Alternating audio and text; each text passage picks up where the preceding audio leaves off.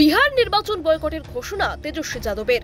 বিরোধী দল বিহারে চলমান এসআইআর এর তীব্র বিরোধিতা করছে। এদিকে বিরোধী দলনেতা তেজস্বী যাদব এবছর বিহারে অনুষ্ঠিত হতে যাওয়া বিধানসভা নির্বাচন বয়কটের ঘোষণা দিয়েছেন। তেজস্বী যাদব সংবাদ মাধ্যমকে বলেন যে আমরা নির্বাচন বয়কট নিয়ে আলোচনা করতে পারি, এই বিকল্পটি আমাদের জন্য উপযুক্ত। এসআইআর সম্পর্কে তেজস্বী যাদব বলেন, যখন সবকিছু ঠিক হয়ে গেছে যে অসততা প্রকাশ করতে হবে, তখন লক্ষ লক্ষ মানুষের নাম ভোটার তালিকা থেকে মুছে ফেলতে হবে এবং এই লক্ষ লক্ষ ভোটার যারা মোদিজিকে ভোট দিয়েছিলেন, অনেক সরকারকে নির্বাচিত করেছিলেন, তখন ঠিক ছিল। এখন হঠাৎ গোলমাল কোথায় গেল, এই প্রশ্নটি জিজ্ঞাসা করা হচ্ছে। সরকারের লোকেরা আজ নিজেরাই বলছিল যে আমরা জালিয়াতির মাধ্যমে নির্বাচিত হয়েছি এবং জালিয়াতির মাধ্যমে আবার নির্বাচিত হব, তাই যখন আমাদের অসততা করতে হবে তখন আমরা নির্বাচন বয়কটের কথা বিবেচনা করতে পারি।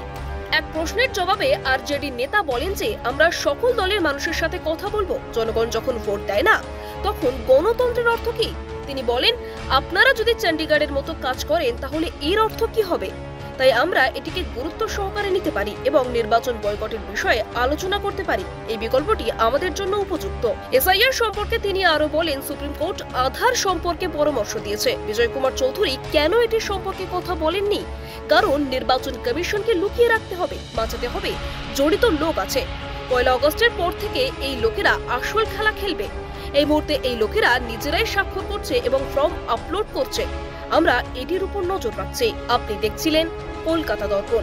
ভিডিওটি লাইক করুন, আপনাদের মতামত জানান কমেন্টে। নিয়মিত আপডেট পেতে সাবস্ক্রাইব করতে ভুলবেন না। নমস্কার।